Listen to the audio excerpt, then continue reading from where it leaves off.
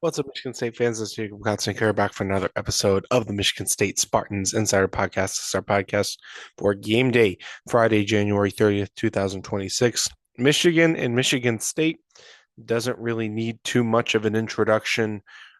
Just the names alone doesn't really matter what the season has gone so far. This is a big game, no doubts about it. But this is a really, really big game because Michigan's ranked third in the country. Michigan State is ranked seventh in the country.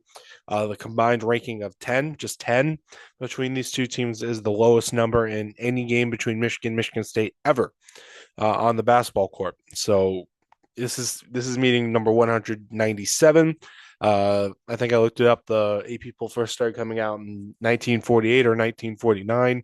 So meaningful in that way, in that it's rare to see Michigan and Michigan State kind of be a national. Both of these teams really could be national title contenders at the same time.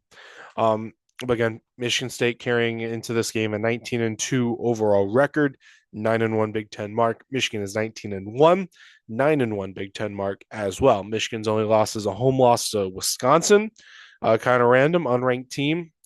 Lost in Ann Arbor. It really interesting. MSU, of course, has lost to Duke, who I think is fourth in the rankings, and Nebraska on the road by 2 points, ranked number five. Again, these two teams coming off some different results. Well, not the same results, but just kind of different how you're feeling about yourself. MSU probably not a ton of momentum coming off that Rutgers game. Should have lost it, really. Game they probably didn't deserve to actually win, but they did. Won in overtime against a not good opponent. Again, some of that maybe you're looking ahead to this Michigan game, but Michigan couldn't. That wouldn't have been an excuse because they played Nebraska, ranked fifth in the country. That'll go down probably because they lost a game now for the first time this season. But narrow win. Nebraska was actually leading most of that game that whole way. Haven't really watched too much of it. Can't really give too much. I can't really share an opinion of that one because that game was on at the same time as MSU Rutgers, so I didn't really get to watch it. But Nebraska did lead most of that game. I do know that, and I do know that eventually Nebraska lost by 3 points, and that they were without two of their better players, two of their best players. Rank Mast, who had a big game against Michigan State, first half specifically, and Braden Frager as well. Two of their three top scorers in Ann Arbor. Nebraska almost won.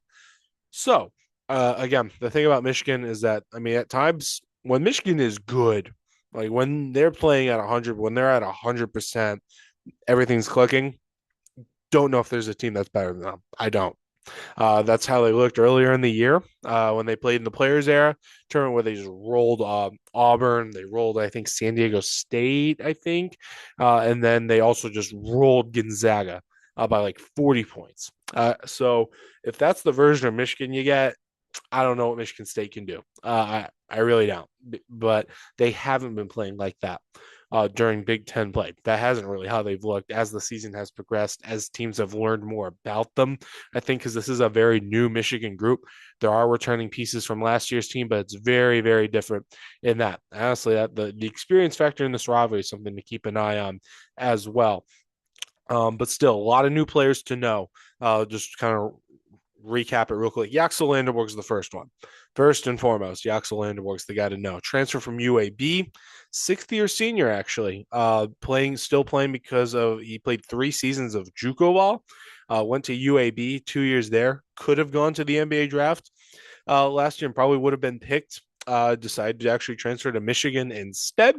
Was the number one transfer, I think, at most places wherever you looked. And he's been fantastic for them. He can shoot. He has been struggling to shoot the three ball. Again, he's a forward, 6'9", I think. He can shoot, but he's in a shooting slump right now. Just an all around athlete. He can rebound. He can pass. He can get a steal. He can get a block. He's a threat no matter what is going on. Just the front court in general for Michigan is maybe the best in college basketball. They've got Merez Johnson, transfer from Illinois, averaging I think 14 points a game or so. He can get rebounds, blocks. I got a really good defensive force. I liked what I saw from him when he was at Illinois last year too. Really good pickup for Michigan. He's only a sophomore too, so a while. They've also got Ade Mara, transfer from UCLA, 7'3", big guy in the middle. His issue is his conditioning isn't great, I think, because he only plays like 23 or 24 minutes a game. Despite that, he's leading the Big Ten in blocks with like 2.5 a game. So good luck going inside. Good luck going inside. So that leads to a key for me, really, because those three main players are front court guys, forwards and centers. Kohler and Cooper have to play on Friday without fouling. They cannot afford to get into foul trouble because MSU does not have that much depth in the front court like Michigan does. It's not like you have to put in Cam Ward, you have to put in Jesse McCullough. It's not the worst thing ever, but you're playing third ranked Michigan. They've got more experienced guys. They've got better guys, I think, in that circumstance as well. So you really need Kohler and Cooper to maximize their minutes and play without fouling. Easier said than done though, because these are scoring threats. These are guys who are going to get their paint touches. It's going to be difficult. So they have to stay disciplined there, especially like you can't take like a moving screen or something as well, something unforced like that. Have to be mentally sharp in that way too. Again, Michigan has Elliot Cadeau now running the point, transferred from North Carolina. Again, he can be turnover prone. I think he had like 8 in their game against Nebraska recently. So that's something to keep an eye on too. Him versus Jeremy Fears. Again, he was at North Carolina last year. Michigan State beat them in the Maui Invitational. Again, Cadeau is going to be where the offense goes through everything for Michigan. They've still got Namari Burnett from last year, 3-point threat as well. Will Chatter, he can shoot the 3 ball. Roddy Gale, not the greatest shooter of all time, but he has his moments. Really good defender. I think that's what he's known for. So yeah, that just kind of recaps what Michigan is right now. Again, very new team, but like I think that plays into MSU's advantage. Like they have players who have played in this game before, a lot more than Michigan. Michigan has their players who have done this, but not nearly to the extent that Michigan State does. Izzo's done this, I think. Was this game? I think it's game number 53 as a head coach in this rivalry. Dusty's at 3. He hasn't beaten Michigan State before either, but like the players too. Again, you got Jackson Cole. He's played in this game so many times. Carson Cooper, he's played in this game so many times. Spears has done this a good amount of times. I'm trying to just run through the Cohen Kari now. He's experienced. Like there's a bunch of players at the top for Michigan State. They're captains who have done this before. They know what this rivalry means. They've experienced it firsthand. Can't say that about Michigan, really. You really can't. You have guys who've maybe played in the Breslin Center before, like Merez Johnson. They used that Illinois. They came here last year. That was actually a pretty good game when they played Illinois. But Lindeborg's never played in this rivalry. Mara hasn't played in this rivalry. Morez Johnson hasn't played in this rivalry. Their point guard Cadeau hasn't played in this rivalry. How are they going to handle that? Again, Michigan is the more talented team. So, but again, there's so much more to it to a basketball game than that. Because just on a purely talent perspective, if that's how every game was determined, MSU would not be ranked 7th. But that's part of what makes Izzo such a great coach. Is almost every year. He gets more out of his team than is just the sum of the parts. That's kind of the change in the transfer portal era where I think the old school thing still matters is you don't really need a whole thing of transfers every single year to become successful. You can, you very well can have a whole new roster and succeed, but it's a lot more difficult than if you supplement through the portal like Izzo is doing now and you still try to develop guys internally and you have that blend, that chemistry that is so valuable in college basketball. So who will win this game? I don't think anyone knows. I think Michigan State is going to. Very close game.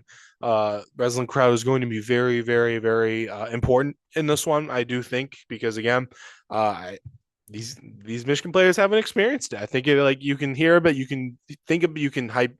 I'm trying to like hypothesize. That's the right word about how crazy it's going to be. It's going to be crazy. Like they know that's how it's going to be, but it's different when you're experiencing it. I think just that little change right there might be enough for Michigan State. The home court advantage might be enough to put Michigan State over the top in this game. So I think I wrote it down earlier when I was writing. I can't remember exactly what I said. It was in the high 60s, I think, is what the winning score is going to be. Again, top 2 defenses in the country on KenPom. If you're seeing something in the 80s, I would be stunned.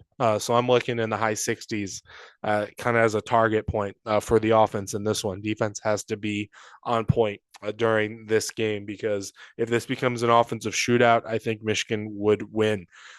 So but I do think Michigan State finds a way in this one. MSU it would be a huge 20th win of the season.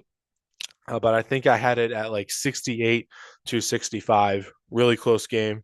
Looking forward to it. Really looking forward to it. It's gonna be a fun day in East Lansing. So yeah, that's just all my thoughts on that. There will be plenty of coverage on this game and plenty of other things going on at Michigan State sports right now. Hockey has a big series going on at Penn State. They're going to play outdoors at Beaver Stadium at Penn State on Saturday. That'll be watching on TV for that one. But that'll be a cool scene. Plenty of other things going on. You'll get all of our coverage here at SpartanNation.com in written form right there for SpartanNation.com or at Michigan State Spartans on SI. Once again, though, I'm Jake Katsika. Thank you very much for listening, and I'll see you guys around.